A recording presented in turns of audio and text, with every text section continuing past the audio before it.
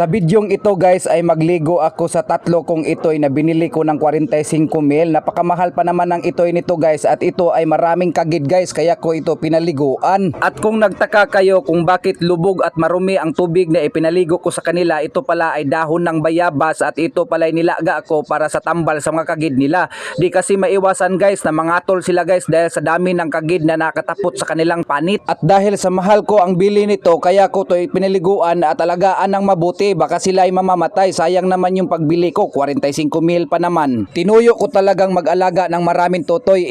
Tuta pala kasi marami din akong inalagaan dito ng mga manok. Sa sobrang kulit nilang paliguan, ayan, nahulog ang limbarok kaya nibuto tuloy. At pagkatapos kong pagligo nila guys, ay may nakita akong isang maliit na hayop na may nakapulupot na silupin sa kanyang lubot. Kaya inapil ko na lang siya sa pagkaligo guys kasi sa tingin ko isang taon na tong walang ligo. Animahon aning kagwang ning bakian eh. At pagkatapos ay isusunod ko naman yung mga manok ko. At sa gustong magtatanong kung ano ang breedline ng manok ko, ito pala ay sweater jacket. Binsan ka na lang makakita ng mga sweater jacket. At paglaki naman guys ng mga alaga kong tutoy, tuta pala, ito pala ang babantayan nila para hindi naman makawat. Ang dami kasing kawatan sa amin guys, magdawat limpyo lang pirmi diri sa amin. Hindi kasi pwedeng magkumpiyansa sa panahon ngayon guys kasi ang kawatan ngayon ikaw lang ang binabantayan. Parang kabit mo lang na ang asawa mo lang binabantayan. Pag alis ng asawa, ang kabit pinapasok mo na. Ay ay ay!